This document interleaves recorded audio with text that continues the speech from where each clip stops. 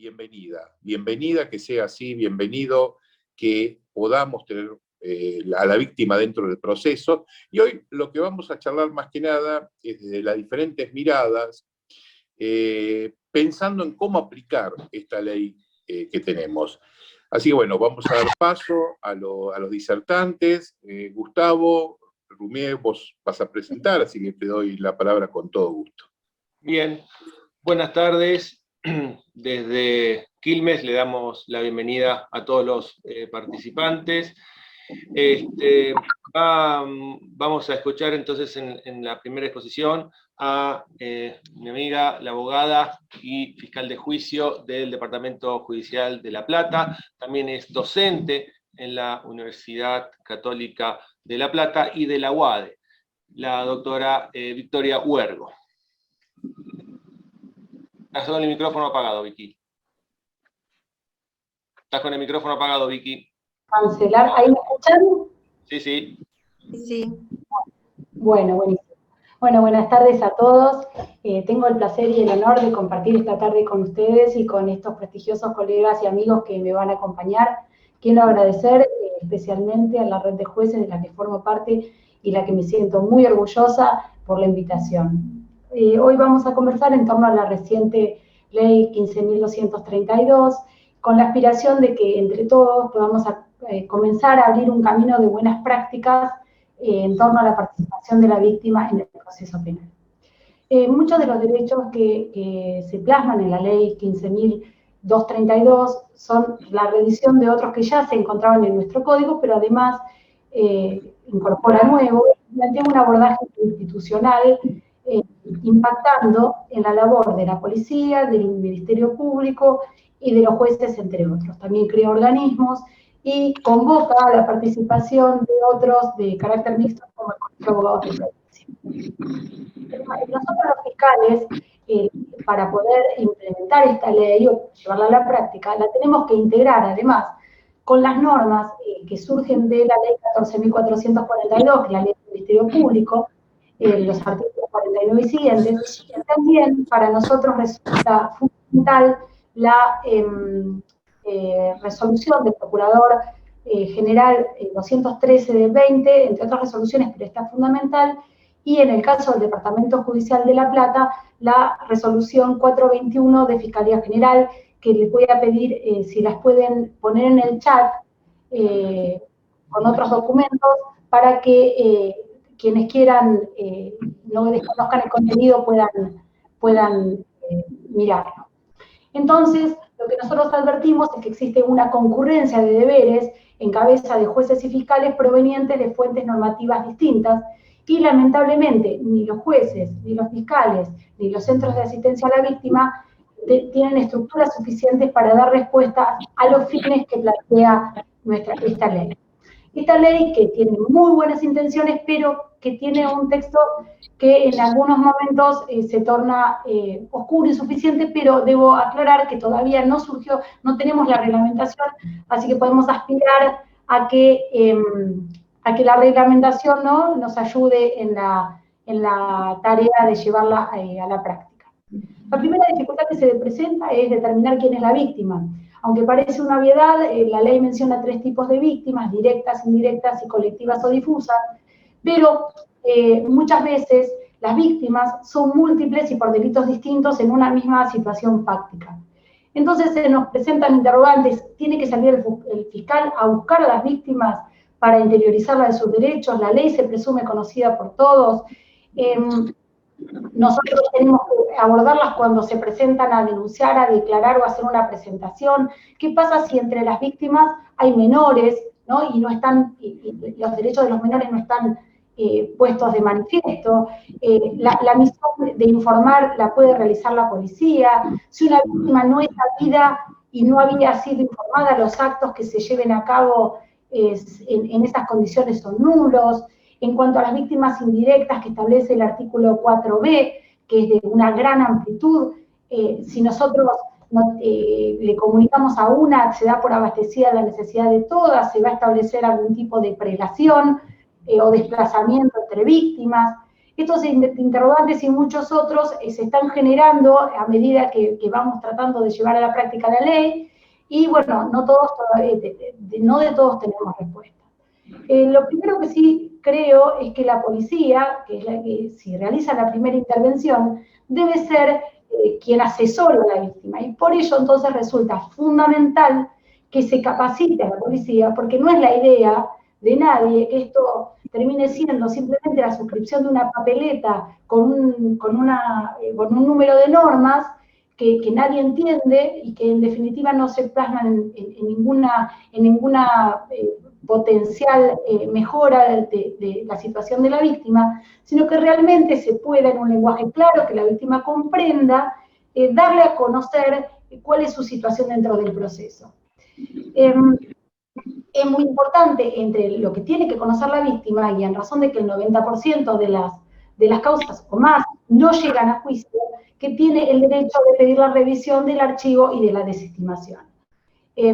Cuando la denuncia se hace en la sede de la Fiscalía General, en las oficinas de denuncias, esto es más fácil porque se encuentra ahí, por lo menos en el Departamento Judicial de La Plata, el Centro de Asistencia a la Víctima, que actualmente está recibiendo 40 consultas diarias aproximadamente.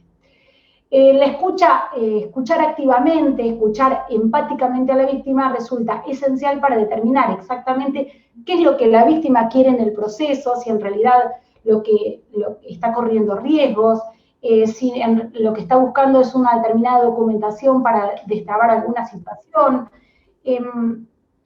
¿Por qué? Porque si no, nosotros no podemos desentrañar claramente cuáles son las expectativas de la víctima, va a terminar pasando que todas las víctimas van a suscribir un papel, como entiendo está ocurriendo en este momento, que el Centro de Asistencia a la Víctima les da un papel donde en todos los casos les manifiesta que quieren ser notificadas de todos los actos del proceso, por las dudas, ¿no?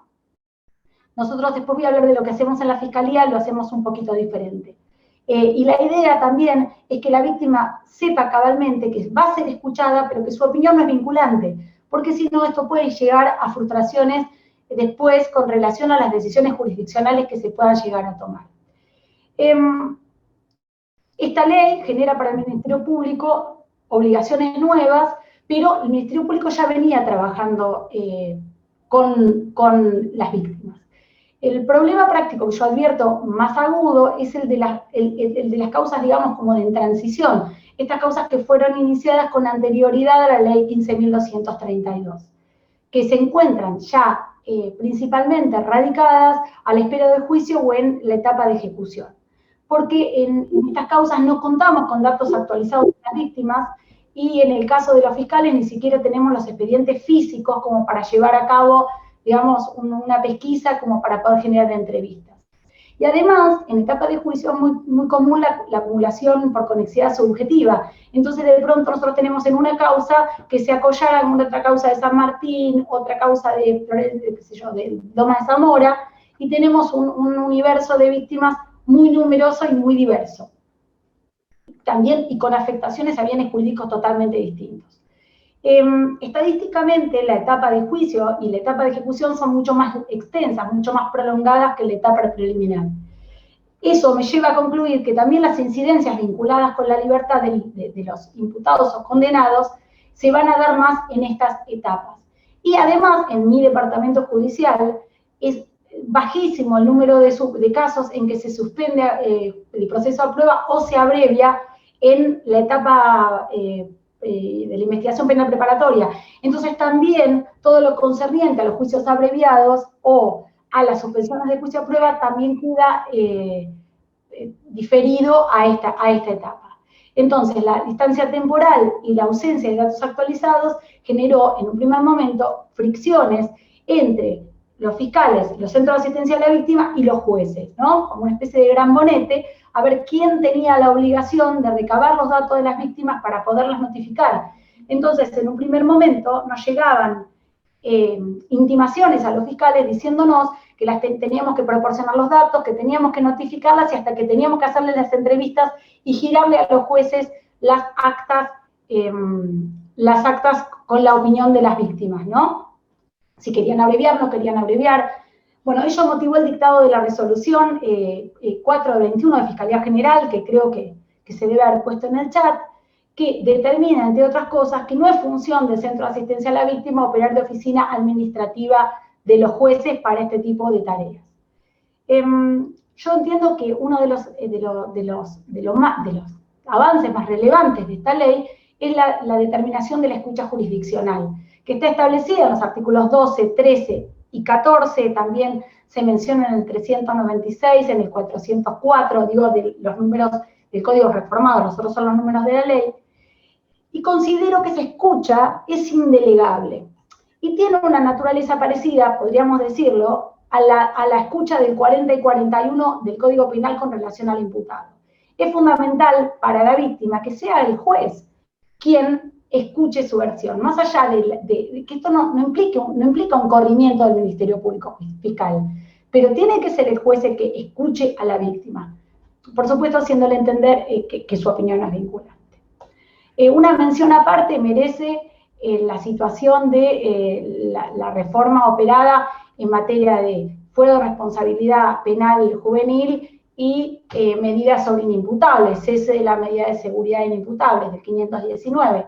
Esto nos tiene que poner una luz de alarma, porque tenemos que entender que existe una situación de víctimas, de imputados particularmente vulnerables, o sea, ya sea por su edad o por su condición de salud mental. Entonces, en este caso, entiendo que por las características del plexo normativo nacional e internacional que los ampara, debe haber un deber de información reforzado sobre la víctima para que la víctima entienda que más allá de sus pretensiones, existe una situación de vulnerabilidad particular que va a hacer que la respuesta del Estado no sea la misma que podría esperarse con relación a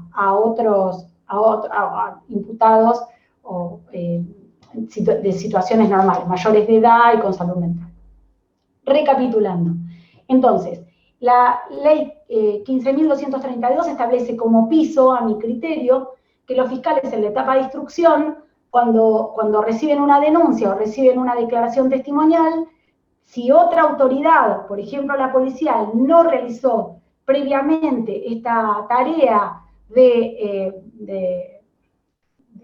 información con la víctima y no recabó todos los datos y debidamente no la ilustró acerca de sus derechos, debe hacerlo en esta oportunidad, y con las pautas que nos brinda, por ejemplo, el anexo de la resolución 4/21 de la Fiscalía General de La Plata, donde están las pautas que contienen además todos los datos vinculados con los distintos organismos de seguimiento, asesoramiento y representación de las víctimas que tenemos actualmente.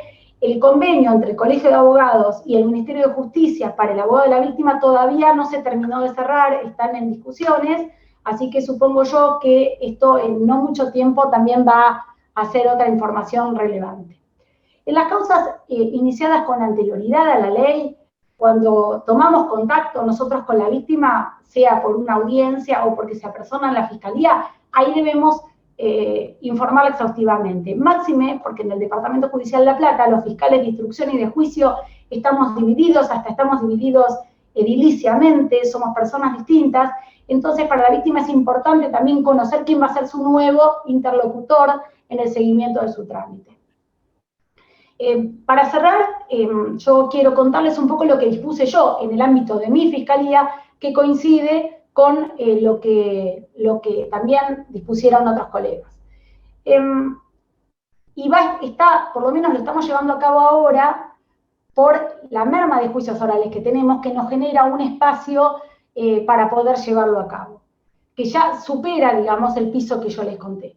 Cuando la causa llega con la radicación y el traslado del ofrecimiento de prueba, nosotros tratamos de localizar a la víctima utilizando ese periodo de tiempo y hablamos con la víctima, le preguntamos si viene a la fiscalía, le explicamos, le abramos un acta, le hacemos saber todas las variantes que tiene, le recabamos la información acerca de si quiere ser notificada de los actos vinculados con la libertad del imputado, bueno, todos los que se prevén en la ley, y con estas actuaciones las remitimos al órgano jurisdiccional. Si la víctima no quiere venir por una cuestión de salud, esto mismo se hace telefónicamente y vía mail. Si no podemos dar con la víctima, nosotros mandamos un formulario con toda la información vía policía y con la exigencia de que venga devuelto, si da con la víctima, con un teléfono para que nosotros la podamos contactar. Cuando la causa ya tiene ofrecimiento de prueba, ya pasó esta etapa, como la causa circunstancialmente toca a la Fiscalía, nosotros cuando vamos a trabajar sobre la posibilidad de un abreviado o sobre una suspensión de juicio de prueba, que nosotros ya siempre de rutina tratábamos ya de hablar con las víctimas antes, y ahora este deber lo estamos reforzando, antes tal vez lo hacíamos en los delitos más graves, o en los vinculados con género, ahora lo estamos tratando de hacer en general, nosotros ahí buscamos, cuando la causa toca a la Fiscalía, llegar a dar con la víctima. Tengo que reconocer que a 2 meses más o menos de vigencia de la ley, tuvimos serios problemas de estancamiento en la negociación de salidas alternativas por estas dificultades que tenemos para dar con la víctima. Porque estamos tratando, como les decía, de tener una charla previa antes de tomar una decisión con relación al abogado. Pero sin perjuicio de eso, yo lo que quiero señalar es la importancia que ha tenido esta ley para devolverle a la víctima el protagonismo que le corresponde en el proceso y que el Ministerio Público está comprometido a acompañarla en ese camino. Y bueno, y ahora cualquier cosa quedó sujeta a preguntas. Muchísimas gracias a todos. Muy bien, muchas gracias, Victoria.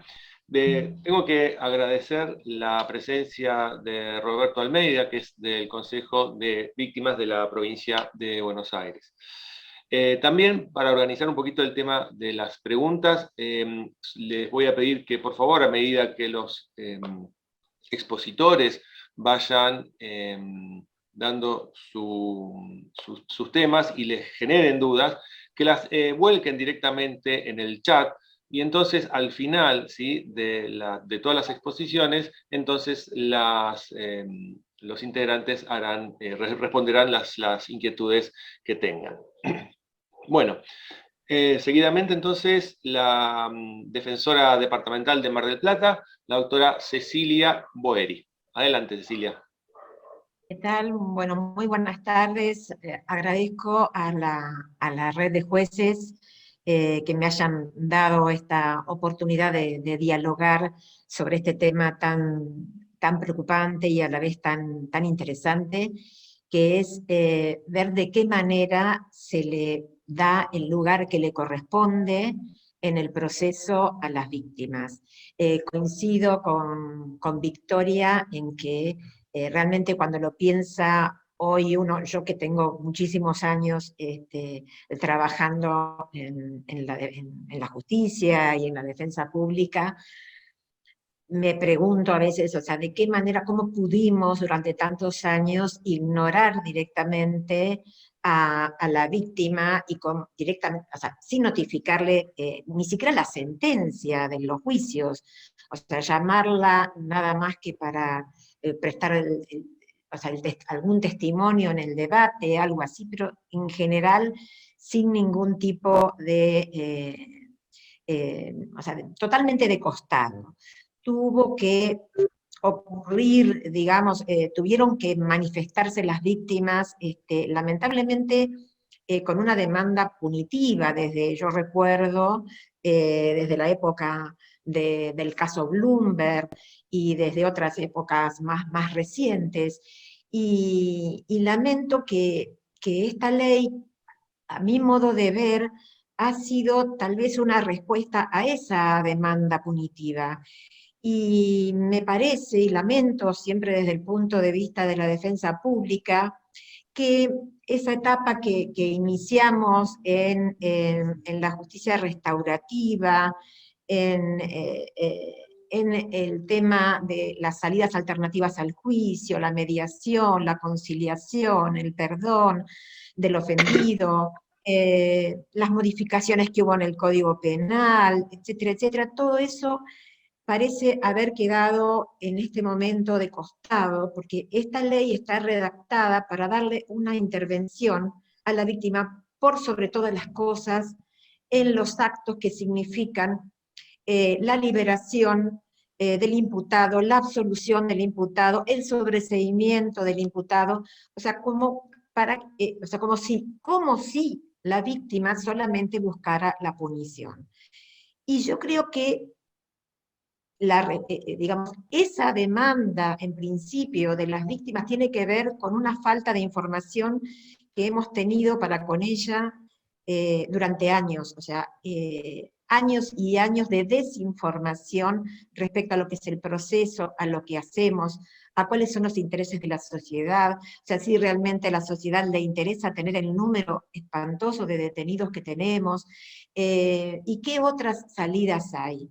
Fíjense ustedes que esta ley no tiene en absoluto ninguna mirada para la justicia restaurativa.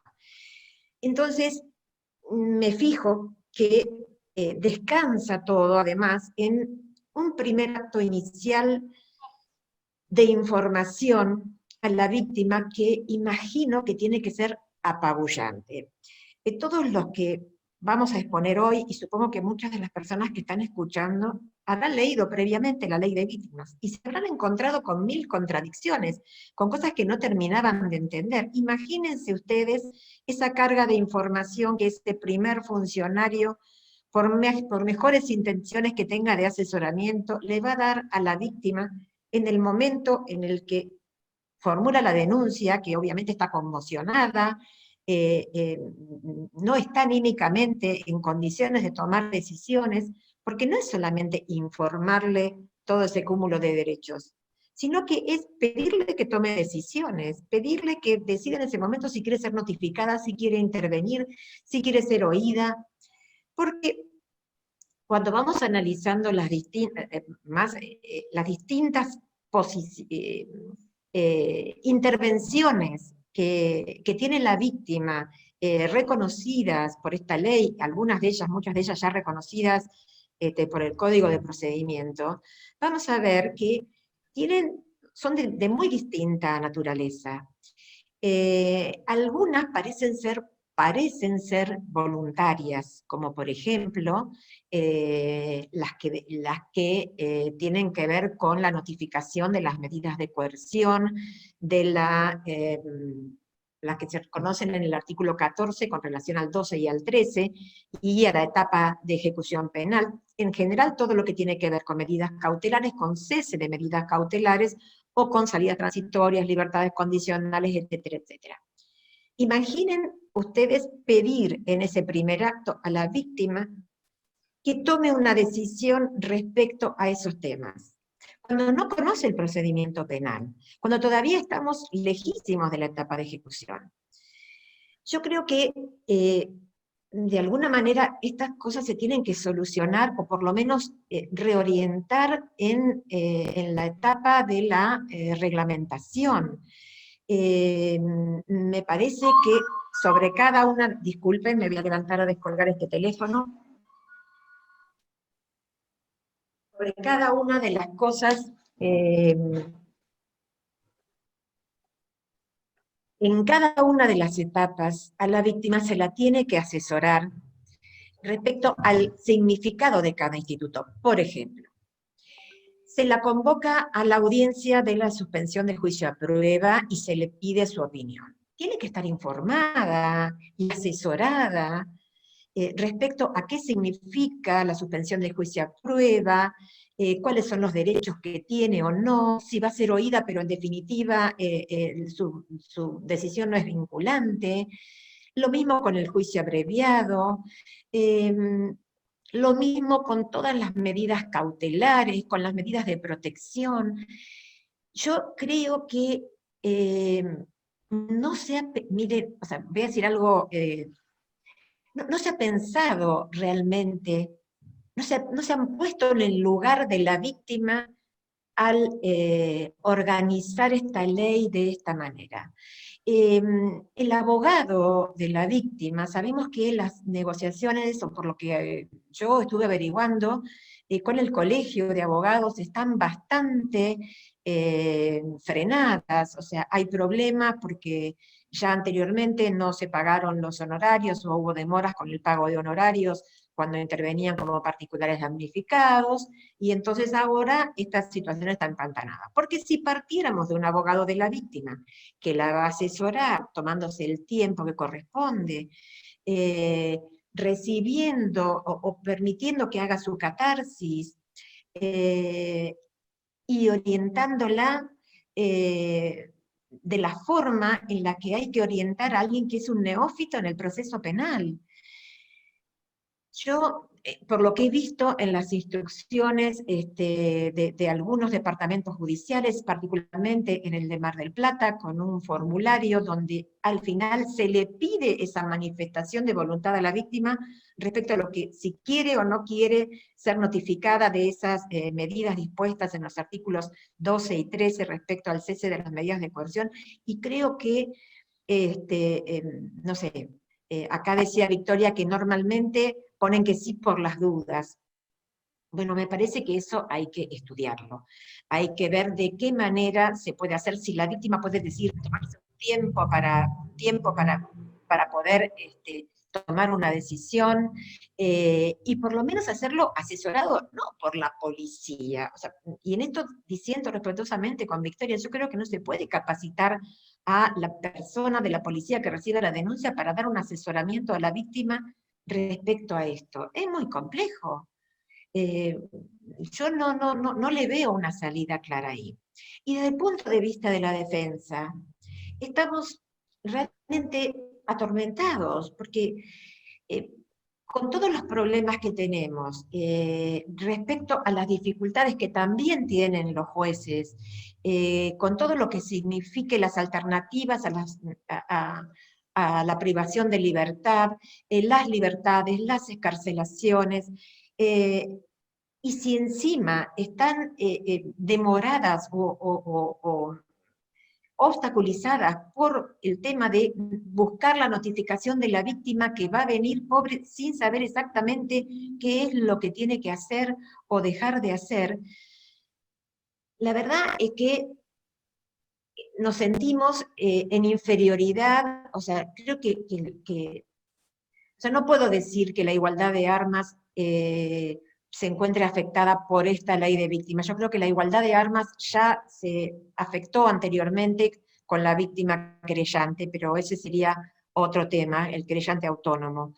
Pero sinceramente esto ha producido un freno en todas esas medidas que en un momento en el que tenemos sobrepoblación, que tenemos hacinamiento y hay un gran desconcierto con el tema de la aplicación de la ley. Me estuve fijando más o menos el tiempo, no sé cómo voy con esto. Pero sí quiero decir que además, para nosotros, para el Bajo tiempo, te imputado, quedan 3 minutos. bien, para nosotros, para el imputado, además genera un gran estupor las situaciones frecuentes en donde la víctima y el fiscal no están de acuerdo y no tienen la misma posición. O sea, tenemos dos contrincantes procesales. ¿Cómo? Tenemos dos contrincantes procesales que tal vez no se ponen de acuerdo. Y además tenemos que darles respuestas diferentes a los dos. E insisto, no tenemos aceitados y tenemos abandonados realmente los mecanismos para la restauración, para la justicia restaurativa. Yo creo que tenemos, no sé cómo, que volver a esa impronta y que quisiéramos, miren lo que les voy a decir, hasta tener una participación para asesorar a la víctima, para poder lograr que la víctima entienda de pronto que por con una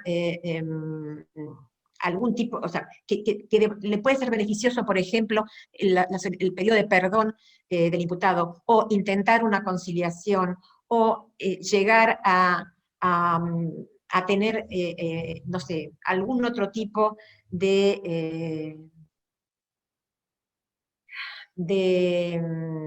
me sale la palabra restauración, discúlpenme, pero es en definitiva la síntesis de esto, tratar de reparar el conflicto. Estas situaciones no están en absoluto, no solamente no están claras, no existen en la ley de víctimas.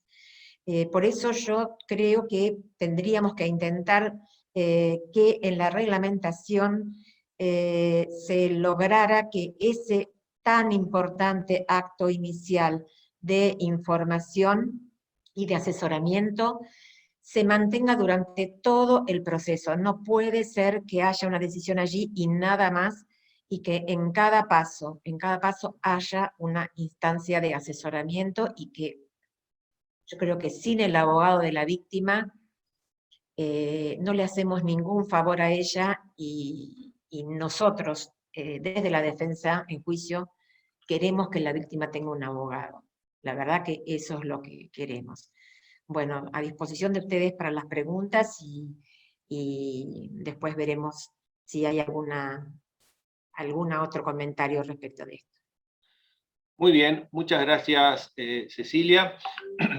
Continúa en la exposición el doctor Gustavo Herbert, ya todos lo conocen, investigador, doctor en Derecho Penal, profesor de grado y posgrado de la Facultad de la UBA y de San Isidro. Actualmente se desempeña como juez de Cámara de Apelaciones y Garantías de San Isidro, y es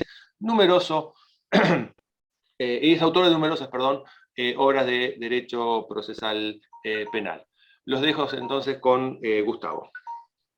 Gracias, Félix. Bueno, en primer lugar agradezco la invitación a debatir con colegas sobre un tema tan confuso como es esta ley de víctima. Y para eso me voy a servir de un PowerPoint para fijar por lo menos las ideas centrales de lo que va a ser una exposición lo más corta posible. Bueno, no puedo.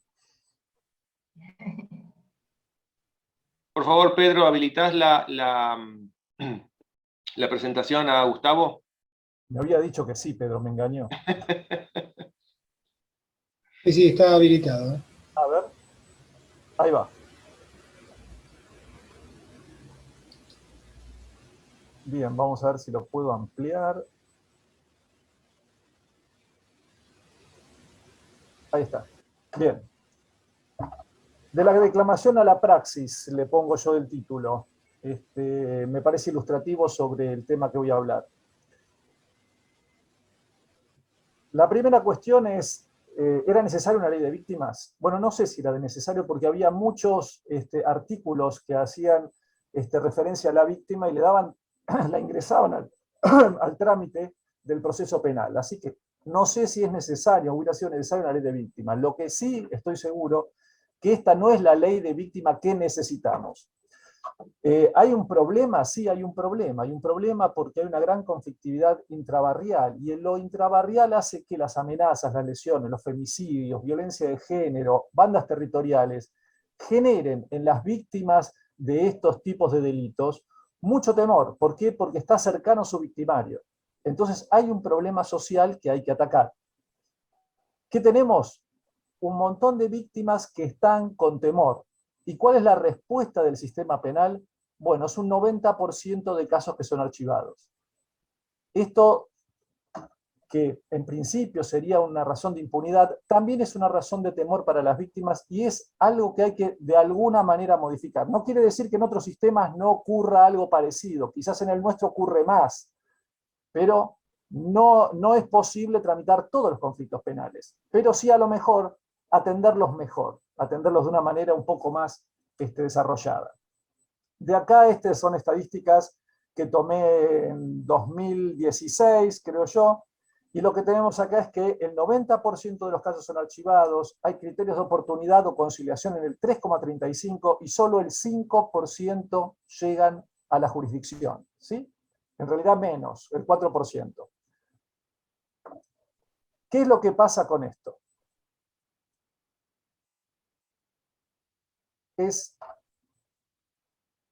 ¿Qué hace la ley de la víctima?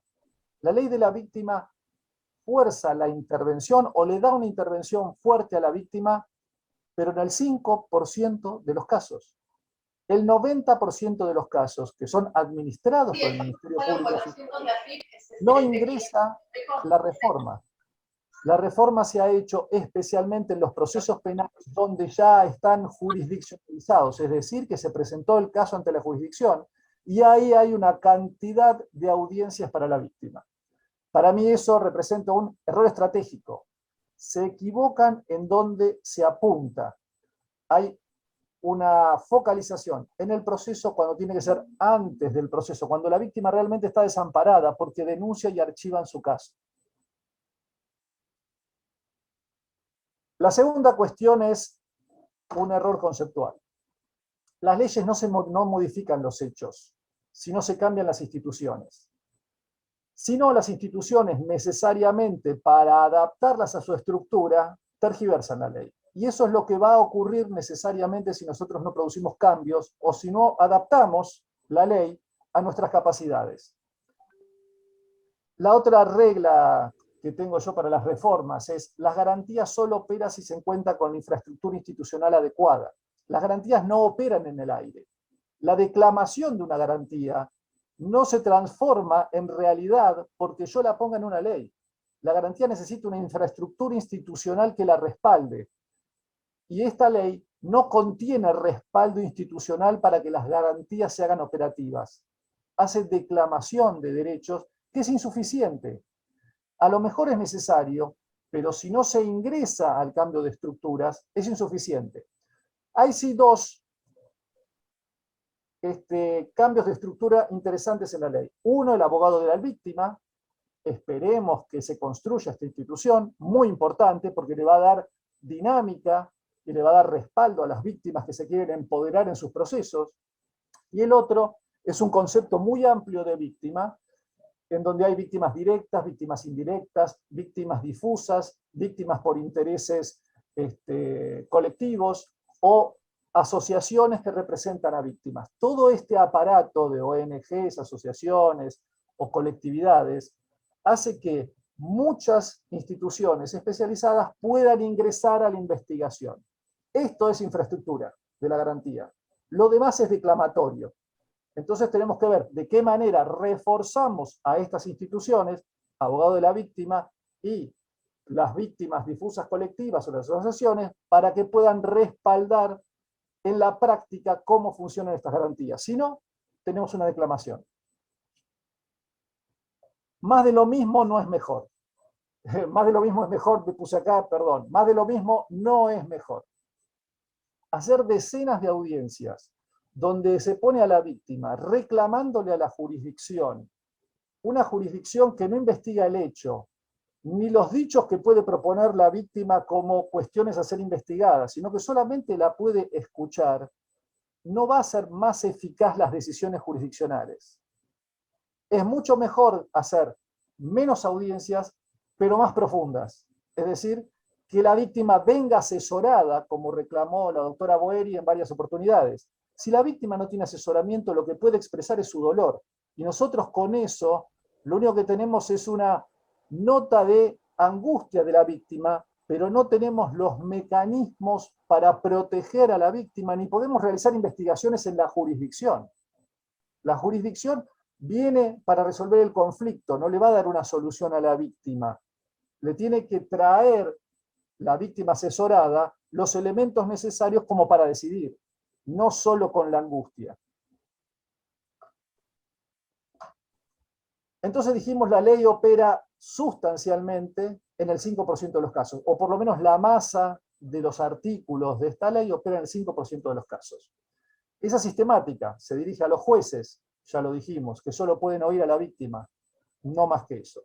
No crea vínculos fuertes entre la víctima y el fiscal, esto es muy importante. El abogado natural de la víctima es el fiscal. El fiscal no representa solo a la víctima, sino que es su abogado natural en tanto y en cuanto la víctima no sea irracional.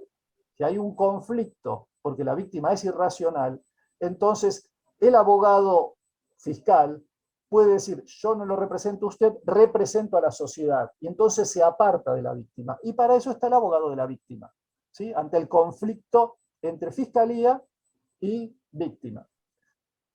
Pero el primer vínculo sustancial y que en general debe funcionar es el de la víctima y el fiscal.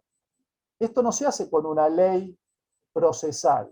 ni con una ley de la víctima. Esto se hace con protocolos de actuación, con monitoreo de esos protocolos de actuación para los fiscales y la conducción que tienen que tener los fiscales de la policía en su relación con la víctima, con audiencias con el fiscal, con instrucciones generales, en todo caso con la ley del Ministerio Público, pero muy poco resultado van a tener con solamente atender al 5% de los casos que llegan a la jurisdicción, y que en general la víctima ya tiene muy avanzado el proceso, porque llegó a la jurisdicción.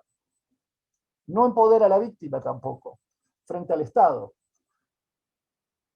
Sí le brinda abogados de la matrícula, y eso es importante, lo recalqué al principio, eso hace la estructura realmente de la garantía, pero todavía no está operativo este abogado de la víctima, que yo creo que sería el cambio sustancial. Eso y la ampliación del concepto de víctima, con intereses difusos, colectivos y asociaciones.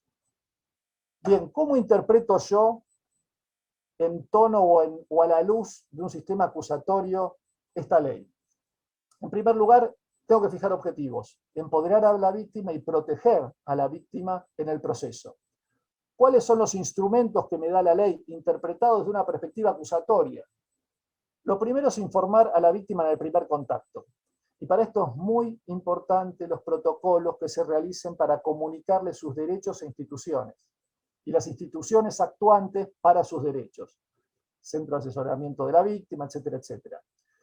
Concuerdo con la doctora Boeri en que es necesario, es muy importante, que se le asesore a la víctima, ¿sí? Que no se la deje a la víctima sola, y que se le diga cómo puede el proceso estar vinculado, ella estar vinculado al proceso, y hasta qué punto le interesa a ella estar vinculado al proceso, ¿sí? Ver cuál es el interés real de la víctima intervenir en el proceso, porque muchas veces no va a tener interés en intervenir. Quiere sacarse al sistema penal de encima muchas veces la víctima. No quiere que la visiten o le estén preguntando cada rato sobre el tema. A veces sí, pero a veces no. Y asesorarla en las intervenciones.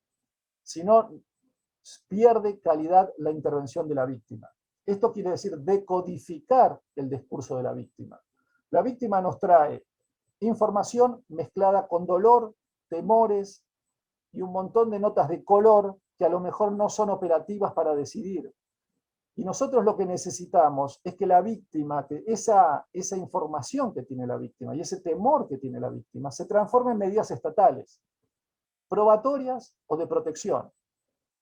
Y en su caso, hechas por el fiscal, que tiene muchas atribuciones, o con requerimientos al juez, que ya están determinados por una política que hace a la teoría del caso y una política de protección a la víctima. Bueno, la víctima es un sujeto de derechos y un sujeto de información, pueden haber conflictos, y esos conflictos que pueden haber son resueltos con este nuevo instituto muy interesante, el abogado de la víctima. Vamos a la ley, al texto de la ley. Primero, la ley garantiza el asesoramiento, asistencia, representación en el proceso, protección, pero en caso de petición expresa, artículo 1, yo creo que este es el principio más importante que trae la ley. Trae una cantidad de intervenciones, pero en base a una petición expresa de la víctima, que hay que ver cómo se administra esta notificación. Los artículos 8 y 14, entre otros, hablan de la primera autoridad de contacto. La primera autoridad de contacto, naturalmente, es la policía, el Ministerio Público Fiscal. Esto es racional en términos de un sistema acusatorio, porque quien tiene despliegue territorial y comunicación directa con la víctima es el Ministerio Público y es la policía. Por eso ellos son los que tienen que tener contacto directo, informar a la víctima y ver cuál es el interés de la víctima en estar incluida en el proceso. Y en su caso, si quiere intervenir en el proceso, asesorarla. Hay un principio oculto entre varios artículos, pero que es coherente con esta posición, que es no revictimizar. Es decir, mínimas molestias a la víctima, concentración de los actos y evitar convocatorias recurrentes, ¿sí? La ley misma dice, no sometan a la víctima a notificaciones constantes, comunicaciones constantes, vean qué es lo que quiere la víctima antes de meterla en el proceso. Otro tema interesante es que en este caso la víctima no tiene capacidad de coerción.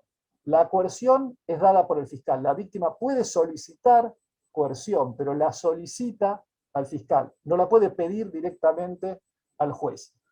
Hay un artículo confuso que habla de la posibilidad de pedir el monitoreo por cercanía física. Puede ser que sea directo al juez. Yo siempre entiendo que la coerción debe primero pasar por el fiscal. Ni siquiera tenemos coerción por parte del querellante, como sí está en el Código Nuevo Federal. Nosotros, la coerción la maneja el fiscal. O sea, el pedido, el requerimiento de la coerción. Gustavo, 2 minutos. Bien. Vamos a pasar entonces esto y vamos a ver los principios entonces. Primero, solo una petición expresa de la víctima puede ser que active su intervención en el proceso. La víctima que no pide intervenir en el proceso no tiene que estar perseguida por los organismos jurisdiccionales, ni por el Ministerio Público para estar interviniendo. Cuando existe riesgo para la víctima, yo creo que el Ministerio Público podría tener como política de persecución penal, sí hacerla intervenir o preguntarle o comunicarle resoluciones, pero ya es una cuestión de política criminal, más allá del interés de la víctima. Y la víctima puede pedir intervenir en cualquier momento y en cualquier momento se puede ir del proceso. No es un sujeto que esté obligado a intervenir, y eso es importante. No es un fiscal ni un querellante, es una persona que ingresa y se va cuando quiere. En el recurso no hay tantos cambios, la víctima interviene como particular damnificado, no hay modificación del sistema recursivo en general, sí en los recursos de ejecución, pero cuando la víctima se transformó en particular damnificado. Si no, no se la trae al recurso, a la audiencia del recurso.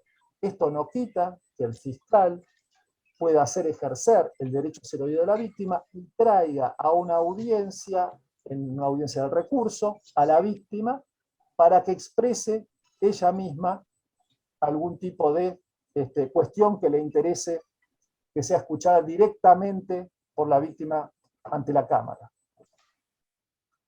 Bien, para sintetizar, yo entiendo que es muy importante esta primera intervención yo creo, esta primera comunicación, yo creo que tiene que ser vinculada al Ministerio Público Fiscal, primero por una cuestión de sistema acusatorio, quien se vincula con la víctima es el Ministerio Público Fiscal como su abogado natural.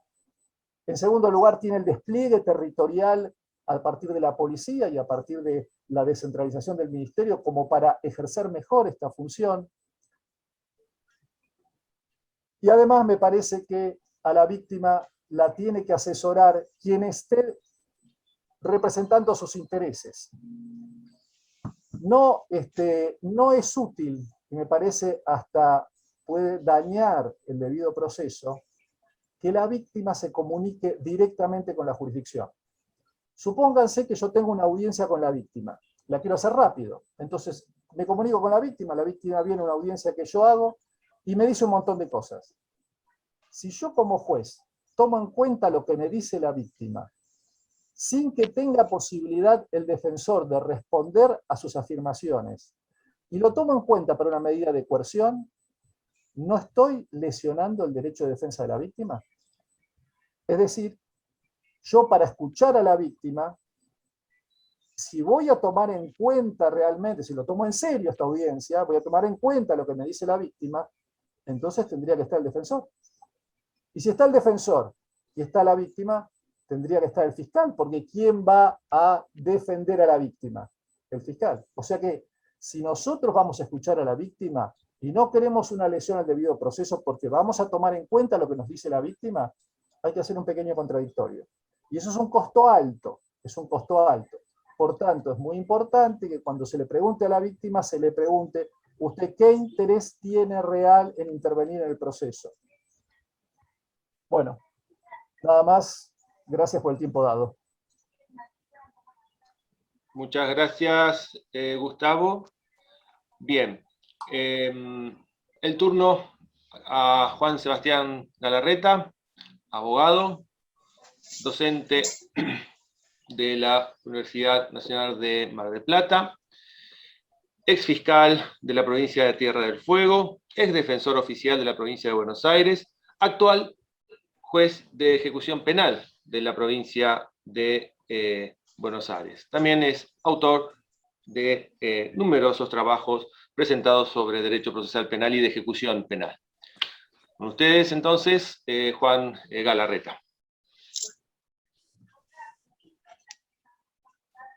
Bueno, ante todo, muchísimas gracias por la invitación para poder participar de este panel y con mis colegas. Bien, hoy, con relación a la ley de la víctima, creo que es indispensable partir de un documento de la red sobre el proyecto, es decir, cuando estaba el anteproyecto, con el que contaba la red de jueces penales de la provincia de Buenos Aires, realizó un documento que se llama Luces y Sombras de la ley de víctimas, del anteproyecto.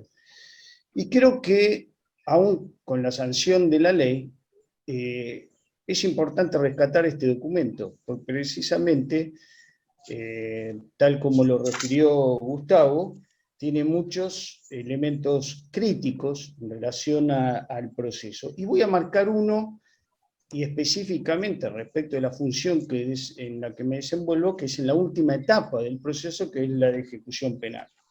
En ese documento, a modo de conclusión, se decía: la víctima expresa dolor y eso no es prueba. Bueno, sí. Esto es lo que mencionaba Gustavo.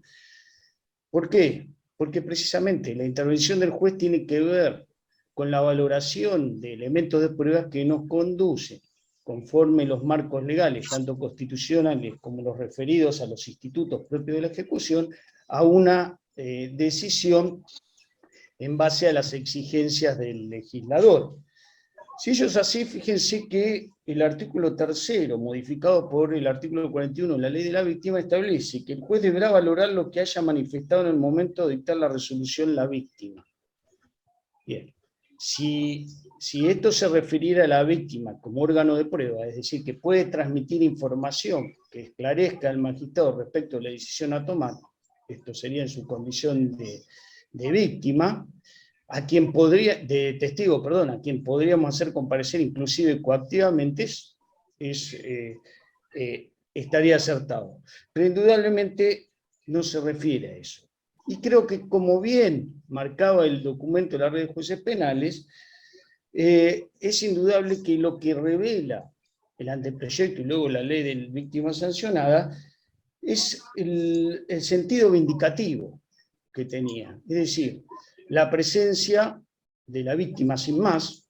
Creo que Gustavo describió crudamente cuáles serían las consecuencias de ello en relación al proceso, e inclusive con relación a los principios que informan la propia ley de la víctima, que habla de celeridad, de no revictimización, y creo que esto trae como consecuencia dos elementos que son claros. Primero, trastoca los fines de la última etapa de la ejecución. ¿Por qué trastoca? Porque si la finalidad era vindicativa, en el sentido de que como compensación de ese dolor lo que se busca es mayor castigo, indudablemente esto no coincide con los principios que informan la etapa de ejecución penal, los principios de la resocialización o la posibilidad de la mejor reinserción de quien incurrió en un delito en la sociedad, proyectado a la posibilidad de que no se reitere en un ilícito. Y lo segundo, que es lo más grave, y esto es como un boomerang para la víctima, la frustración que le puede crear en virtud de no lograr lo que tenía por objetivo quienes diseñaron la ley. Voy a mencionar, y esto, el sentido vindicativo es algo que tenemos presente, es de nuestra época. Fíjense que los magistrados, cuando adoptan decisiones que tienen que ver con la posibilidad de la libertad de quienes están en los establecimientos carcelarios, han recibido críticas a veces porque no adecuan sus decisiones a los dictámenes de la autoridad administrativa, quienes gobiernan el establecimiento carcelario.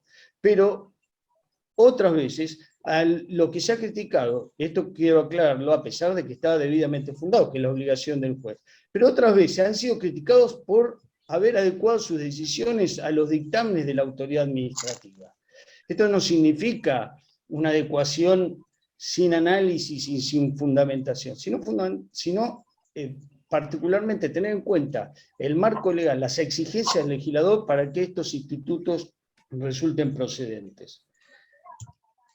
Esto, quiero decir, es una clara muestra de que lo que alienta es un criterio vindicativo. Y en esto voy a suscribir lo de Cecilia Boeri. Yo creo que sobre lo que habían que trabajar, fundamentalmente, el delito no es otra cosa que un hecho de violencia, donde hay seres humanos que han sufrido las consecuencias del delito, alternativas que no generen más violencia por parte del Estado. Para esto resulta claro y evidente lo que son los establecimientos carcelarios hoy por hoy en nuestra provincia. Debo reconocer, sin embargo, que hay cosas positivas, tal como señalaba Gustavo. Por ejemplo, la posibilidad de la intervención plena y racional como particular damnificado de la víctima en la etapa de ejecución penal. Sin duda, creo que esto le va a suavizar la posibilidad de la presencia de una víctima sin conocimiento jurídico y sin asesoramiento frente al juez. Esto, claro, bien lo dijo Cecilia, vamos a tener que enfrentar también en la etapa de ejecución dos acusadores, con el desequilibrio que esto produce dentro del proceso penal. Bueno, esto es una discusión que sería parte de otro debate. Debo señalar además que la mayoría de los propósitos de la ley de la víctima ya estaban en el Código Procesal Penal. Me refiero a la asistencia, me refiero a la protección, me refiero al asesoramiento jurídico, inclusive la posibilidad de poderle proveer, una asistencia gratuita. Esto ya estaba. Creo que, en definitiva, sobre lo que habría que haber trabajado, reitero, es afianzar aquellos ámbitos que favorecían no solo la contención, la protección, sino el abordaje del drama que detrás del delito tiene la víctima. Esto ya lo tenía el Código Procesal Penal de 1998 cuando creó el Centro de Asistencia a la Víctima, previsto con un equipo disciplinario e inclusive con abogados que iban a asistir gratuitamente. Sin embargo, ello nunca tuvo desarrollo dentro del Ministerio Público Fiscal y del Poder Judicial. Por fuera de esto, y a modo de introducción, voy a marcar sí ejes de la ley, que son importantes, y un poco quizás me reitere, pero son importantes en relación a la etapa de ejecución en virtud de las consecuencias. Primero, la autonomía de la voluntad. Esto es trascendente.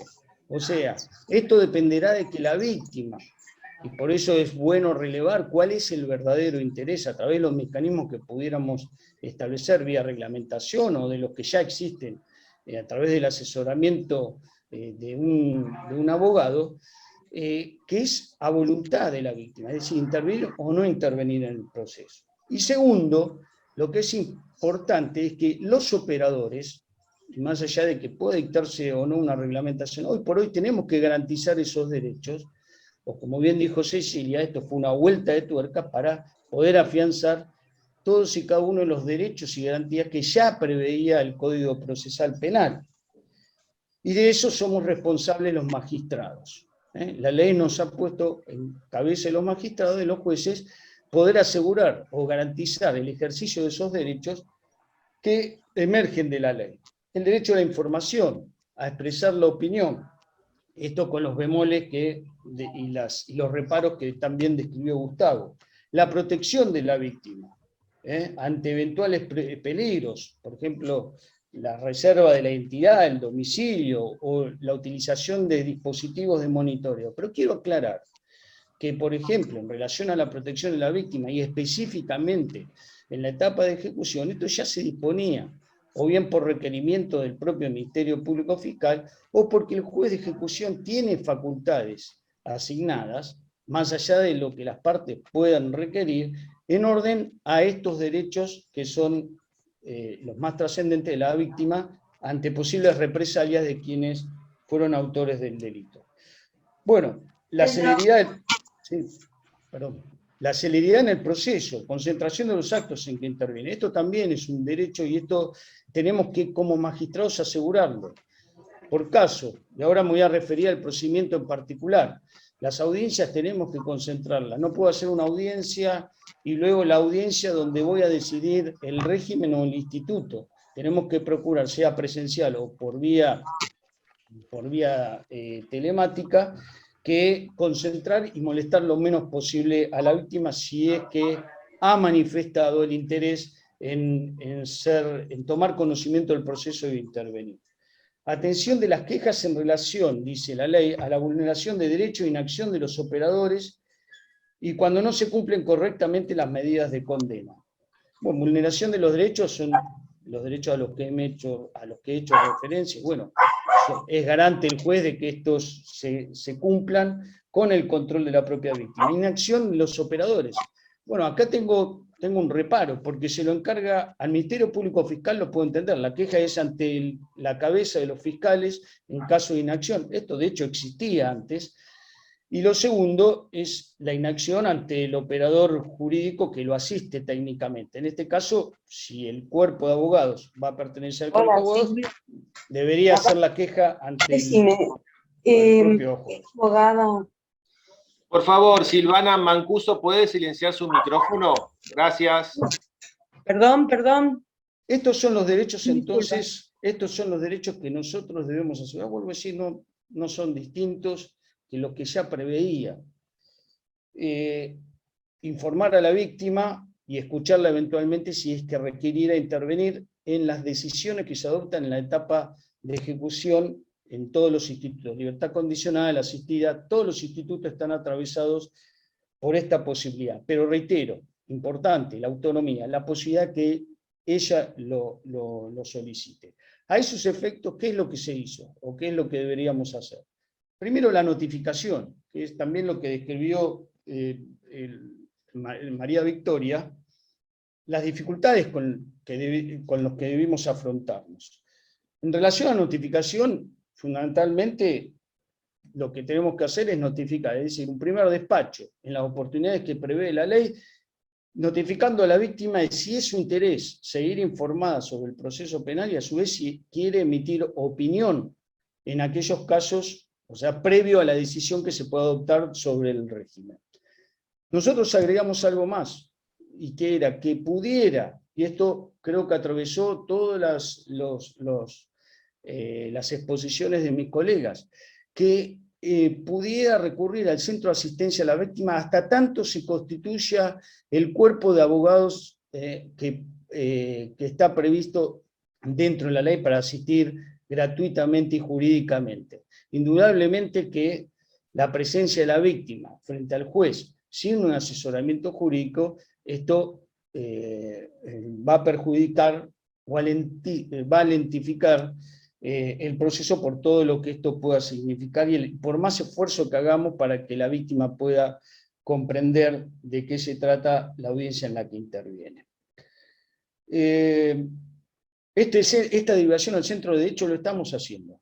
Y nosotros le proveemos un celular y se comunican, y a su vez le transmitimos al centro de asistencia a la víctima la IPP correspondiente a la causa de que se trata en la etapa de ejecución, para que pueda tener debido conocimiento el personal que integra el centro de asistencia a la víctima para un correcto asesoramiento. Vuelvo a decir, esto en el tránsito hasta tanto se constituya este cuerpo de abogados. ¿Cuáles son las principales dificultades? Indudablemente que a partir de la sanción de la ley, ninguna, porque los expedientes son digitales, entonces, y además con el inicio de la rueda, es decir, que los operadores empiecen a cumplir con la notificación a la víctima de estas alternativas o posibilidades, la posibilidad de la notificación no encuentra dificultad.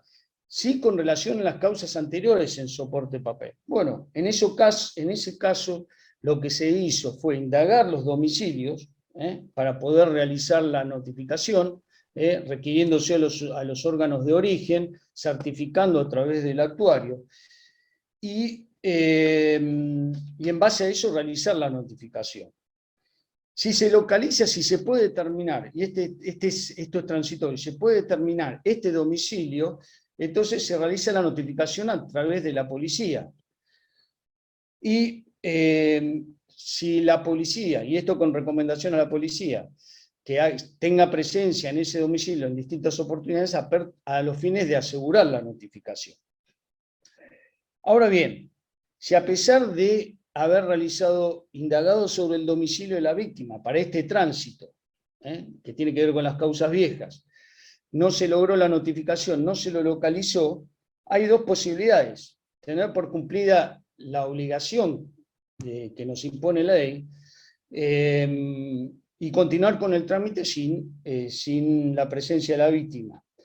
Pero además ahí hay un detalle importante. Si la ley se presume conocida por todos los ciudadanos, el artículo 3 establece que la víctima tiene que constituir domicilio y actualizarlo en forma permanente, por lo que entiendo que entre las diligencias llevadas a cabo por el juzgado y este principio se abastece suficientemente la carga de poner en conocimiento a la víctima para poder ejercer los derechos que acuerda la ley. Algún colega hace la publicación por boletín oficial en caso de no ser localizado. Sin embargo, me parece que esto es ficcional y no sirve para nada.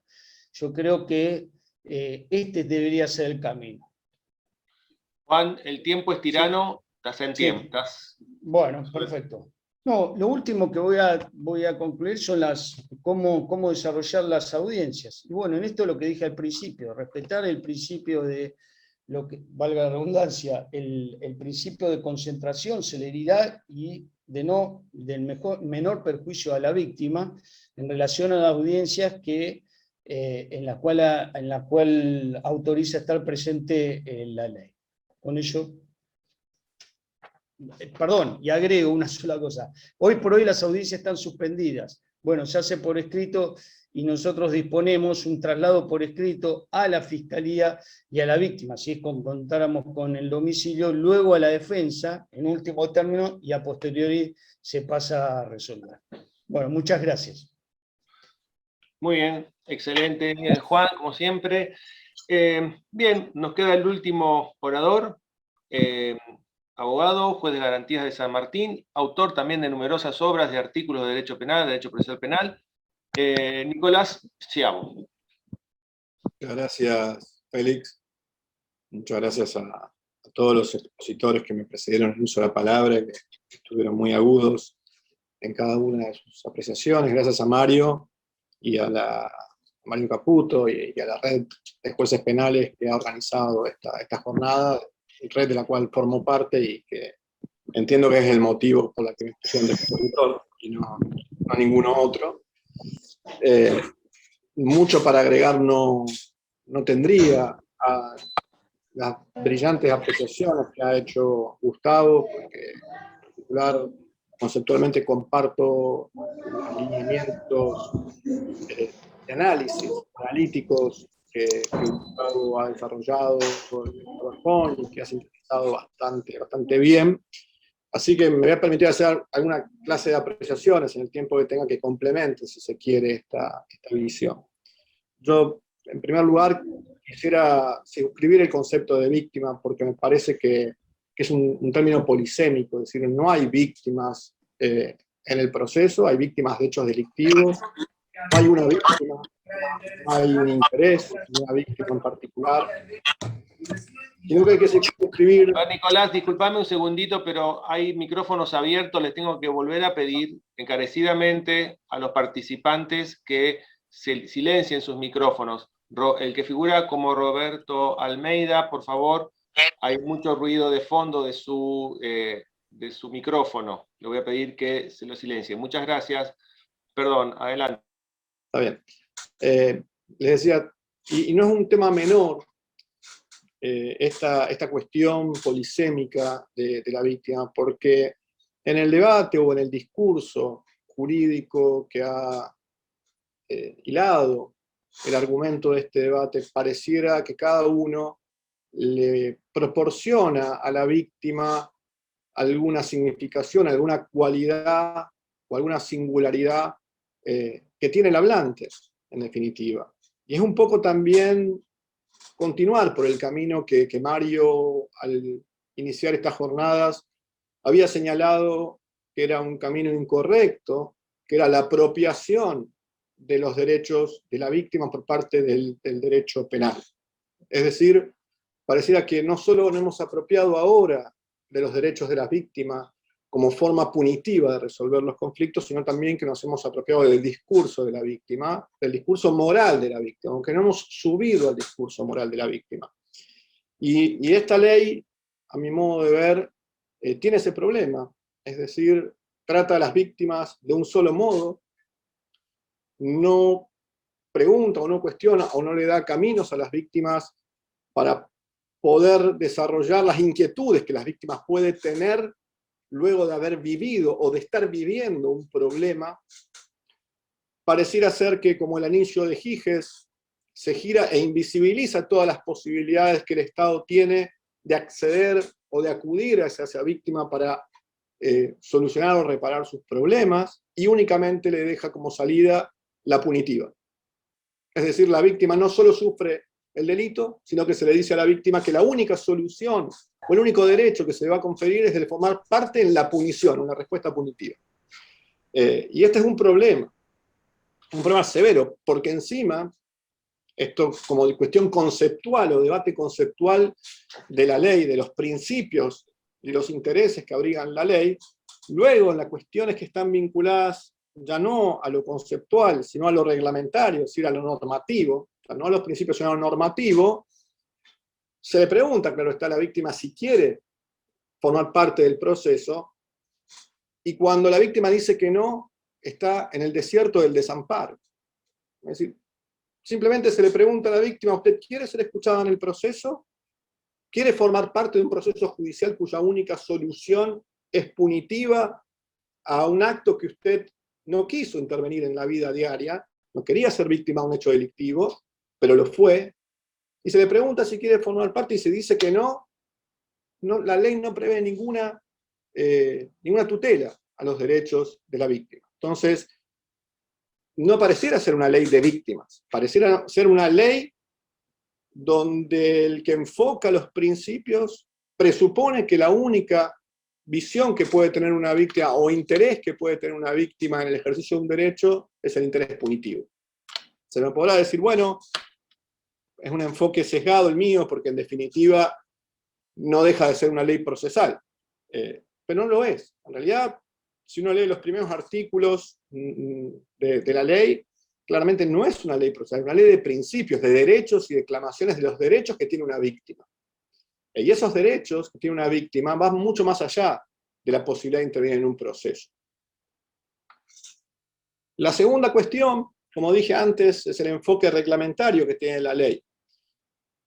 Y este enfoque reglamentario tiene ciertas deficiencias en su lectura, porque el modo en que ha sido regulado la intervención de la víctima, una vez que ella pretende ejercer la voluntad, está vinculada o directamente vinculada o articulada en las imposiciones u obligaciones que se ponen en cabeza del magistrado, es decir, del juez, con relación al diálogo que debe mantener con la víctima. Pareciera ser, por el modo en que están reguladas las notificaciones en el artículo 82 y por el conjunto de intervenciones que se le confiere a la víctima desde el artículo 147, 159, 163, 168 bis, 404, 398, un diálogo por fuera del principio general de un modelo adversarial. Ni siquiera se prevé una modificación en la ley de la ley del Ministerio Público para articular justamente, conjuntamente con el Ministerio Público, las pretensiones de la víctima.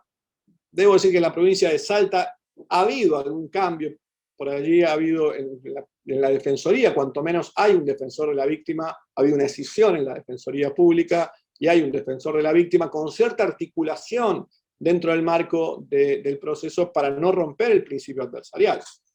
Porque los derechos, en tanto principios, son mandatos de optimización que no pueden negar con su aplicación otros derechos que también están involucrados en el campo del proceso judicial. y en los que intervienen otros cuantos actores, en particular aquel que va a ser sujeto eventualmente de la responsabilidad penal, es decir, que el que va a ser, si es encontrado culpable, castigado. Entonces, aquí tenemos un problema que estaba muy claramente planteado en la exposición de Gustavo, es decir, ¿cómo debe el juez intervenir con relación a la víctima? Esto se ve en la primera etapa, en la etapa, digamos, donde todavía las pasiones son más candentes, que es la que me toca intervenir, que es la etapa de garantías. Y en la etapa de garantías, esta cuestión donde esencialmente se discuten cuestiones atinentes a medidas cautelares o a medidas de coerción del imputado, la primera pregunta que uno tiene que hacerse es, bueno, ¿cómo interviene la víctima? ¿En la misma audiencia en la que interviene el imputado, donde está solicitando una excarcelación o una morigeración? ¿En qué delito?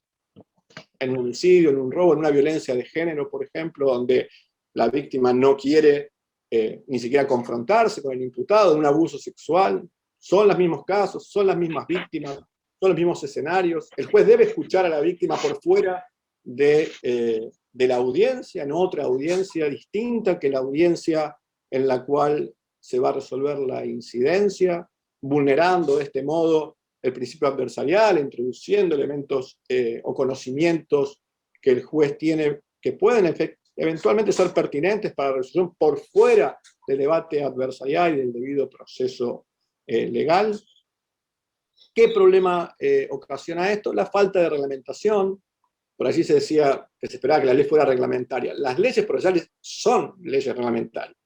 Justamente un código procesal o normas procesales se presupone que reglamentan el ejercicio de derechos constitucionales o derechos que son conferidos en la articulación o en la organización de un proceso destinado a la determinación de conductas con las cuales luego se va a aplicar la ley sustantiva. Por lo tanto, parecería ser que luego de una gran declamación de principios, simplemente se ha puesto un artículo, un párrafo en cada artículo de cada acto procesal donde se ha dicho, bueno, y aquí también si quiere que intervenga la víctima. ¿Cómo debe intervenir la víctima? ¿De qué manera? Es un problema que, claro, queda resolución de cada uno. Este es un Zoom de 100 personas con un heterogéneo auditorio. Me imagino que habrá magistrados que están preocupados en decir, bueno, ¿cómo hago la audiencia mañana y cómo tengo que articularla? Porque obviamente quieren trabajar bien, porque les interesa, digamos, que sea racional su actuación judicial. Habrá víctimas posiblemente en el auditorio que dicen, bueno, yo quiero que mis derechos sean respetados y los derechos de los que fueron víctimas como los míos sean respetados y quiero ser oído. Y está bien eso como principio, pero la cuestión es, bueno, ¿cómo deben ser oídos? ¿De qué marco deben ser oídos? ¿De qué marco deben ser satisfechos? Y si solamente la única institución pública que tiene que oírlos es el Poder Judicial o es la Judicatura. Si es que estamos hablando, digamos, de una tutela estatal a las víctimas de delitos. Y luego están cuestiones operativas, es decir, toda ley arrastra estos tres problemas, ¿no? Cuestiones conceptuales, uno podría decir, de principios, de intereses, de objetivos, cuestiones reglamentarias, que son normativas del proceso, y cuestiones operativas, que son institucionales, que también las señalaba Gustavo. Se requieren estructuras públicas destinadas a garantizar operativamente estos derechos, ¿no? Una ley que sale en medio de la pandemia, y como nos señalaba recién Juan Galareta, en medio de una pandemia donde se han reducido la cantidad de audiencias presenciales, donde no hay una estructura pública organizativa del Poder Judicial pensada para la oralidad. Es todavía un código que está trazado por la escrituralidad y por el acto delegativo, donde no está para nada claro cuándo va a comenzar a regir el abogado de la víctima. Es decir, tenemos una gran declamación de principios, una opacidad en materia reglamentaria, en materia normativa, y claramente una nulidad absoluta en las cuestiones operativas. El resultado, a mi entender, la resultante de estos déficits no va a arrojar un saldo positivo. No puede arrojar un saldo positivo para cuanto menos los intereses declamados como objetivos de la ley en materia de tutela de los derechos de las víctimas. Y lamentablemente tiendo a pensar que es una lástima, es una pena, porque es una oportunidad perdida, o espero que sea brevemente perdida, para realmente incorporar a las víctimas al proceso penal, pero para que el Estado no solamente le proponga a las víctimas ser una parte de un proceso judicial como solución a sus problemas o a sus conflictos.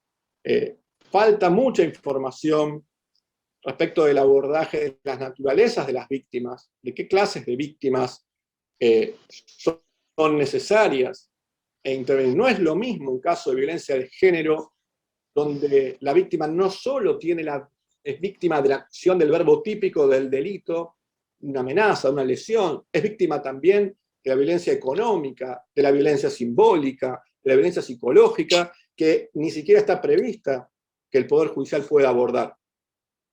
Y que muchas veces conduce encima que cuando uno escucha a la víctima en el proceso judicial, la víctima viene a hablar en favor del victimario como forma de no deber soportar los otros ciclos de violencia que está padeciendo y pide la libertad del imputado. Entonces, en este caso, dar voz sin más a la víctima en violencia de género muchas veces puede significar, si uno toma literal o no tiene una perspectiva de género respecto de esta situación, convalidar otras violencias que están dentro de ese ciclo violento. Y en este caso, ¿cuál es el abordaje de esas víctimas del Estado que propone la ley? No es lo mismo una víctima de un delito económico, patrimonial, donde es una víctima, puede ser una empresa, por ejemplo, que cuenta con cuantiosos recursos y que realmente podría asumir per se la acción penal sin necesidad de que la tenga que asumir el Estado a través de una fiscalía, donde uno podría delegar la acción penal en el particular, en ese caso, que cuenta con recursos económicos para llevar a cabo no solo una acusación de un fraude, sino también la propia investigación del fraude, y liberar recursos públicos en ese caso. No es la misma víctima, no es el mismo enfoque de la víctima. Entonces, me parece que ha sido una ley que, vuelvo a repetir, termina trabajando como el anillo de Giges. Termina girando ante el problema el anillo para invisibilizarse, y el único que queda expuesto es el que no puede girar el anillo, que es el juez, porque el juez está llamado a resolver. El juez siempre tiene que resolver. Es la función del juez resolver, es el único que no se puede invisibilizar en un proceso judicial. Y Nicolás, me parece estás entonces, sobre el tiempo, ¿eh? Bien, Entonces, me parece entonces que va a haber un sabor amargo en las víctimas pensando que pese a la ley los jueces no los están escuchando, y va a haber un sabor amargo en los jueces pensando en que injustamente las víctimas no lo están comprendiendo. Y en el fondo me parece que es el enfoque de una ley que no ha pensado de manera sistémica el modo de abordar el problema de la víctima o la relación del Estado con las víctimas. Muchas gracias. Bien, muchas gracias, Nicolás. Tenemos varias preguntas. Vamos a comenzar con la que formuló Juanjo, ¿sí? Cuando dice, de no manifestar la voluntad del artículo 14, ¿hay que citarla igual a las distintas audiencias? Y compuesta es la pregunta, o mejor dicho, hace otra pregunta, dice, y en las morigeraciones puntualmente, ¿hay que estar a la audiencia especial del artículo 12 o sumarla a la audiencia del artículo 168 bis? Y hace otra aclaración, ¿no se superponen? ¿Para quién es la pregunta? No la dirige, la pregunta es al panel, el que quiera tomar el guante, recoger el guante. Como es de morigeraciones, generalmente pasan en garantías. Contesto breve para dejarlo a Gustavo, que es el que tiene que ver el recurso. Es lo mismo que sucede en una audiencia de morigeración o en el 168, se pueden superponer o no, dependiendo del tipo de audiencia. Puede ser una audiencia incidental, que uno abra una audiencia en términos del artículo 105, que propone la posibilidad de disponer una audiencia, incluso resolver oralmente en esas audiencias, o puede ser una audiencia del 168. Se puede o no superponer la audiencia con el instituto que se está analizando la audiencia, no es en sí un problema ahí. Me parece que el problema en ese caso no es tanto la superposición, sino lo que dije antes, el modo de la articulación. No está normativamente regulado esta situación, hay que ver el caso que se está trabajando, y el modo que se puede sustentar todo un proceso adversarial, donde necesariamente tienen que formar la víctima en la audiencia, y sin claridad de quién la va a representar. Me parece que ese es el problema que yo veo, o la opacidad en la parte reglamentaria que yo veo. Muy bien, gracias. Julio Cartula, o por lo menos así figura en el chat, pregunta, ¿cómo solucionamos el vencimiento de los plazos para resolver y el derecho de la víctima a ser escuchado? A ver, en especial en los plazos cortos, como es en la excarcelación ordinaria. Reitero, ¿cómo solucionamos el vencimiento de los plazos para resolver y el derecho de la víctima a ser escuchada, en especial en los plazos cortos, como es el de la excarcelación ordinaria?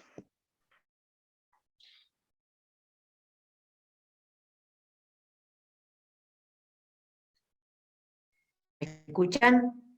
Este es uno de los temas que afecta a la defensa, porque puede llegar a demorar un acto como la excarcelación.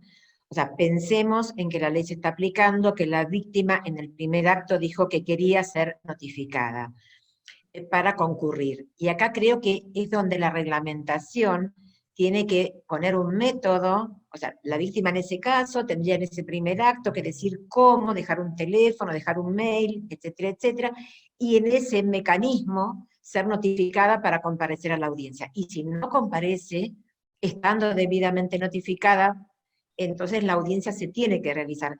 Ese problema de los plazos cortos es un problema importante. Creo que la víctima tiene que saber, entre los asesoramientos que se le tiene que dar, es que esos plazos van a ser cortos y que la audiencia tiene que concurrir, y que no es, entiendo yo que no va a ser causal de nulidad si la víctima está debidamente notificada y se celebra la audiencia sin haberla oído. Sí, una cosita, a nosotros en La Plata se nos están suspendiendo muchas audiencias. En el día de hoy yo tenía una audiencia por salidas transitorias en una causa de un hecho de 2013, que el juicio fue en 2016, pero que no está firme todavía el fallo. Y claro, cuando yo le pregunté a los jueces del tribunal si habían notificado a alguna víctima, no habían notificado a nadie y se tuvo que suspender. Lo que pasa es que también es cierto que en los hechos viejos, por eso es que estamos tan preocupados en el caso de Juan, me pasa a mí que soy fiscal de juicio, en los hechos muy viejos. Esta es fiscal de juicio.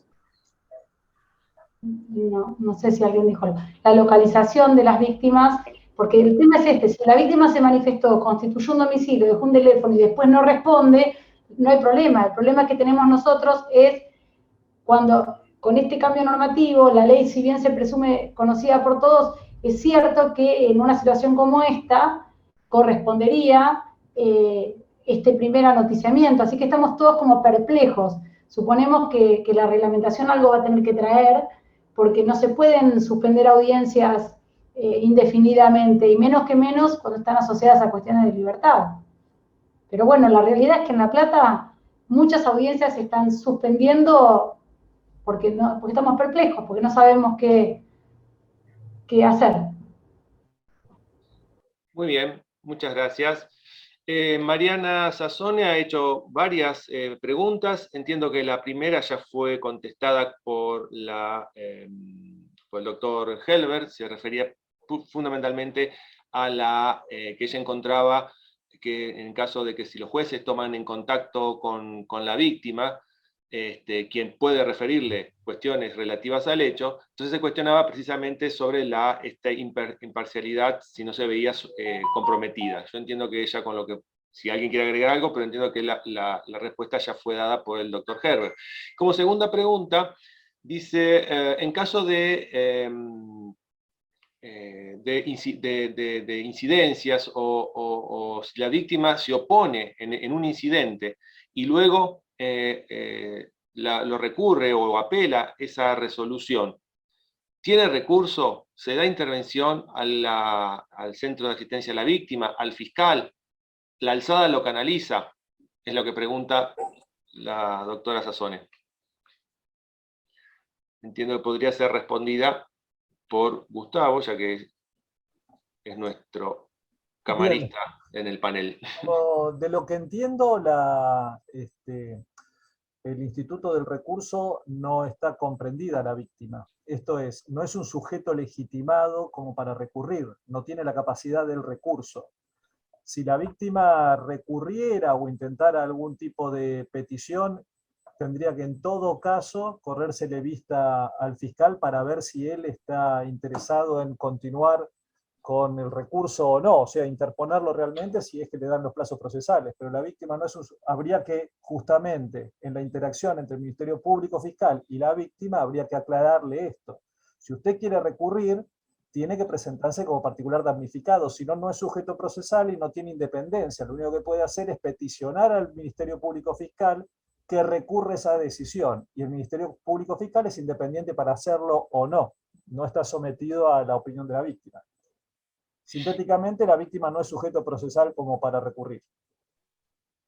Pero tiene el derecho a presentarse como particular damnificado y eventualmente como particular damnificado, eso está en el asesoramiento a la víctima, Claro. justamente.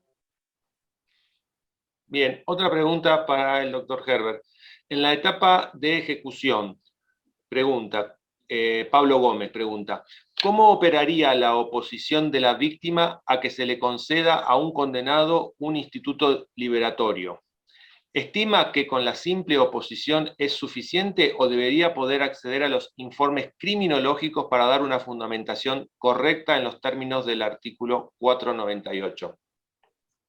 Yo no creo que la víctima, siendo un ciudadano en principio lego, pueda o tenga la obligación de dar una decisión fundada. La víctima puede informar, la víctima puede oponerse, y eso será tomado en consideración del tribunal en la medida que le parezca atendible.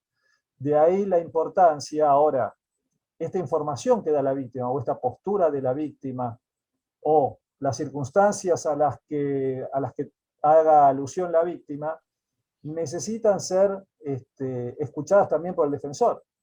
Porque si nosotros tomamos en cuenta, bueno, esto ya lo dijeron creo que todos, si nosotros tomamos en cuenta lo que dice la víctima, resolvemos en base a alguna circunstancia que nos aporta la víctima, y el imputado no pudo defenderse, o en este caso el condenado, si fuera en ejecución, no puede defenderse, entonces estaríamos decidiendo en contra de los derechos del imputado, en contra, por tanto, del debido proceso. Así que cualquier oposición, o si fuera una oposición, digo, me opongo, ahí no hay ninguna circunstanciación. Uno puede decir, bueno, se opuso, listo. Pero si hay una circunstanciación, ahí sí me parece indispensable que el defensor tenga, como se llama, tenga intervención. Pueda ser escuchado el defensor a partir de lo que diga la víctima. Eso es indispensable. Y desde ya no es dirimente para nada lo que diga la víctima respecto del juez, ¿no? Es una fuente más de información. Claro, sí, correcto. Muchas gracias. Bien, de Juanjo, dice, para el panel, para que las víctimas estén asesoradas, ¿no debería esperarse la reglamentación del abogado de las víctimas para considerar vigente la ley?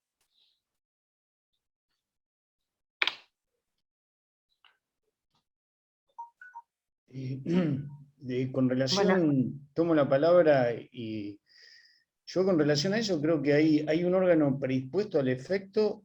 Por ejemplo, en el caso particular de Mar del Plata, el Centro de Asistencia a la Víctima está conformado mayoritariamente por abogados. Entonces, lo pueden hacer, pueden asesorarlo hasta tanto se constituya o se reglamente o se logre el convenio con los colegios de abogados. Y quiero aclarar la experiencia en este poco tiempo, 60 días, 2 meses, un poquito más, fue muy bienvenido por el Centro de Asistencia a la Víctima. Están trabajando, lo están haciendo con las víctimas, asesorándolo, y creo que esto es importante en función de todo lo que dijeron mis colegas, ¿no? Las dificultades que crea que para el proceso una persona que no tiene ningún conocimiento jurídico respecto del diseño del procedimiento y cuáles son los pasos a seguir, cómo puede ser su intervención, qué derechos posee, etc. Pero yo creo que con el Centro de Asistencia a la Víctima esto se puede hacer, esta es mi opinión. Muy bien. Patricio Andrés consulta. El límite entre las funciones del fiscal y el abogado de la víctima me parece un poco difuso. ¿Podrían diferenciarlo un poco? Sí, ¿qué tal? Sí, para mí también, pero bueno, en principio nosotros estamos regidos por el deber de objetividad y es muy frecuente que no tengamos la misma mirada y la misma perspectiva que tienen las víctimas. A mí me pasa como fiscal de juicio que muchísimas veces que tengo que desistir de la acusación, justamente en función de este deber objetivo, paso a ser la enemiga número 1 de las víctimas, termino insultada, etcétera, imagínense. Entonces, ciertamente, nosotros, más allá de que somos partes, esta obligación de objetividad hace que tengamos nuestros desencuentros y que la víctima no se sienta a veces cómoda con lo que nosotros estamos haciendo. Sobre todo porque muchísimas veces, y más en los hechos graves, las víctimas están absolutamente convencidas de una verdad, pero esa verdad no está acompañada por los elementos de la causa, y bueno, por eso es que entiendo que la víctima tiene que tener un representante. En definitiva, podremos cuestionar si corresponde o no en el proceso penal. Para eso tenemos gente mucho más capacitada que yo, pregúntenle a Nicolás, pero lo que puedo decirles desde la realidad cotidiana es que tenemos muchísimos puntos de desencuentro con las víctimas. Y esto en género se ve exacerbado por esta circunstancia de la que hizo referencia también Nicolás, acerca de la especial característica que tiene la víctima de violencia. Bueno, muchas veces pasa también con los abusos sexuales y la retractación por factores de orden psicológico, sociológico y económico. Entonces, permanentemente los fiscales nos encontramos en posiciones antagónicas con la víctima, directamente antagónicas. Las víctimas nos exigen, con causas donde está absolutamente la posición del Ministerio Público, a criterio nuestro, está absolutamente acreditada, prácticamente nos exigen el desistimiento. Entonces, bueno, no sé si apunta a eso la pregunta, pero bueno, desde esa perspectiva y desde esta brecha que tenemos tantas veces con las víctimas, que la víctima tenga la posibilidad de ser representada por un abogado propio, para nosotros facilita. A mí me tranquiliza cuando voy a un juicio y tengo un particular damnificado que en definitiva tiene a la víctima contenida y acusa por lo que la víctima quiere. Bueno, para mí hace más fácil mi trabajo. O sea, no es que yo voy a hacer algo distinto de lo que corresponde por mi deber de objetividad, pero bueno, la víctima de alguna manera no siente que porque empiezan después las posiciones conspirativas acerca de por qué el fiscal tomó la decisión que tomó, o en el monto de pena requerido, o la calificación legal. Bien, gracias, Victoria. Una aclaración sobre esta pregunta, porque Patricio Andrés, lo vi después más abajo en el chat, dice que aclara, dice que la función es entre el particular damnificado y el abogado de la víctima. Pretende si puede diferenciar esas cuestiones entre el abogado de la víctima y el particular damnificado. Al panel. Bueno, o sea, a ver, yo me quedé también con lo de Patricia recién. El rol de particular damnificado, no recuerdo quién había hecho la pregunta, pero el rol del particular damnificado le permite intervenir como parte, recurrir, inclusive puede llegar en determinado caso a, si el fiscal desiste, por ejemplo, de la acusación o algo, puede llegar a continuar el proceso como querellante autónomo. Es lo que antes mencionaba yo, que trae una problemática, y es que, por supuesto, la víctima, representada en este caso por un abogado y constituida como particular damnificado, o no, o la víctima con su abogado de víctima, no tiene por qué perseguir los intereses o querer proteger los intereses de la sociedad, como el fiscal puede perseguir un interés individual, inclusive hasta puede perseguir un interés vindicativo. O sea, no hay un límite. El derecho penal mínimo, subsidiario, no se tiene por qué hacer cargo a la víctima de esto. Ahora, si tiene el rol de particular damnificado, va a poder, en el proceso están señalados determinadas acciones que puede tener. El abogado de la víctima le puede aconsejar que asumir el rol de particular damnificado o no, por ejemplo, según el caso. Pero, digamos, es parecido en cuanto a que le va a brindar un asesoramiento legal específico, pero le aconsejará si tomar una mayor intervención en el proceso, con mayor compromiso, como en el grado de particular damnificado, o simplemente la va a acompañar en los distintos actos a los que es citada, convocada o se le pide opinión. ¿Puedo agregar algo más? Si me permiten. Nosotros también, como fiscales, por eso yo empecé, cuando empecé a hablar de a quién consideramos víctima y el problema de las víctimas indirectas. A mí también me ha pasado más de una vez que por un lado tengo a los padres, por otro lado tengo a los hijos si son mayores, por otro lado a la concubina. Tuve un caso, por ejemplo, de un chico muerto por un disparo de un personal policial que había sido un rebote para nosotros, le cambiamos la calificación. La pareja o la concubina quería un juicio abreviado rápido porque con esa sentencia le hacía el juicio a la provincia, y los padres del chico querían que fuéramos a toda costa a juicio oral con la acusación de homicidio, ¿sí? Entonces, no de homicidio culposo. Entonces, ni siquiera dentro de lo que nosotros consideramos víctimas, tenemos una voz unificada. Esto hablamos de la víctima, pero no creo que fue Gustavo, no sé quién señaló, no, Nicolás, que no hay una víctima porque hay intereses, y no siempre en el proceso penal todos los que tienen la posibilidad de ejercer ese rol tienen el mismo interés. Por eso que tengan sus representaciones, y no sé cómo van a hacer para compatibilizarlas y para unificarlas, porque esto puede llegar a terminar siendo un desorden importante. Bien, la pregunta de Natalia Paniagua entiendo que es demasiado puntual y evidentemente se refiere a un caso en particular, dando todos los detalles. Considero que no es pertinente formularla al panel. En cuanto a la consulta, la pregunta de Juli Ponfail, dice, buenas tardes, para el panel. En el caso del artículo 30, que modifica el artículo 325, que establece una especie de vista por 3 días a la víctima previo a resolver, cuando se haya pedido el sobreseimiento. ¿Cómo creen que debería implementarse mientras que no esté funcionando el cuerpo de abogados de las víctimas?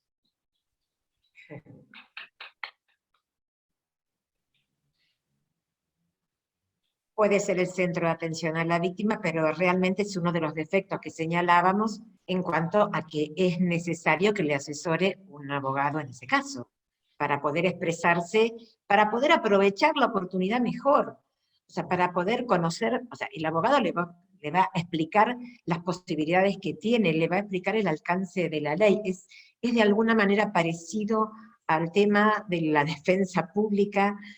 Creo que realmente el no estar con un abogado que le explique los alcances va a limitar a la víctima a esa situación que describían mis colegas en cuanto a veces una descarga emocional, porque las hemos tenido, muchas veces concurren las víctimas, y bueno, o sea, por ahí no aprovechan dentro del proceso las posibilidades que tienen por no tener ese asesoramiento. Esto no quita, porque alguien en algún momento se coló por ahí algún tema que vi en los chats, que el juez sí tiene que conocer a la víctima como que tiene que conocer al imputado, por supuesto, los tendrá que conocer en una audiencia, en presencia uno del otro, en un proceso adversarial, pero la víctima sin abogado está en desventaja, y lo digo siendo defensora, pero verdaderamente creo que ese es un tema a cubrir. Bien, bueno, muchísimas gracias. Entiendo que ya están cumplidas las respuestas o todas las preguntas. Si me ha quedado alguna, me ayudan algunos de mis colegas que me estaban asistiendo en el control del chat, pero creo que han sido todas abordadas. Excelente, Félix. La verdad que muy completo y creo que se contestaron todas las preguntas. Bueno, no queda más entonces que agradecer, ¿sí? En nombre de la red de jueces, a todos los expositores y también a los participantes que con sus aportes, sus inquietudes también nos enriquecen a todos en general, ¿sí? Bien, que tengan todos muy buenas noches, ¿sí? Y nos vemos en la próxima jornada que organicemos. Muchas gracias. Bueno, gracias a ustedes. Buenas noches. Buenas noches.